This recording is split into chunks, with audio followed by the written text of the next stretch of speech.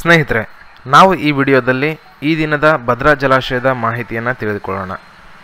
ಅಂದಹಾಗೆ ಇಂದು ದಿನಾಂಕ 1/8/2024 ಪ್ರಕಾರ ಭದ್ರಾ ಜಲಾಶಯಕ್ಕೆ 56,152 ಕ್ಯೂಸೆಕ್ಸ್ನಷ್ಟು ನೀರಿನ ಒಳಹರಿವು ಬಂದಿದ್ದು, ಭದ್ರಾ ಜಲಾಶಯದಲ್ಲಿ ಪ್ರಸ್ತುತ 68.83 TMCಯಷ್ಟು ನೀರು ಸಂಗ್ರಹ ಇದೆ. ಹಾಗೆ ಭದ್ರಾ ಜಲಾಶಯದಲ್ಲಿ ಪ್ರಸ್ತುತ 183 ಅಡಿ 10 ಇಂಚು ನೀರು ಸಂಗ್ರಹಗೊಂಡಿದೆ. ಇನ್ನು ಭದ್ರಾ ಜಲಾಶಯದ ಹೊರಹರಿವು ನೋಡುವುದಾದರೆ 65,724 ಕ್ಯೂಸೆಕ್ಸ್ನಷ್ಟು ಭದ್ರಾ ಜಲಾಶಯದಿಂದ ನೀರಿನ ಹೊರಹರಿವು ಇದೆ. ಭದ್ರಾ ಜಲಾಶಯ ಸಂಪೂರ್ಣವಾಗಿ ಭರ್ತಿಯಾಗಲು 71.5 TMCಯಷ್ಟು ನೀರು ಸಂಗ್ರಹ ಆಗಲೇಬೇಕು.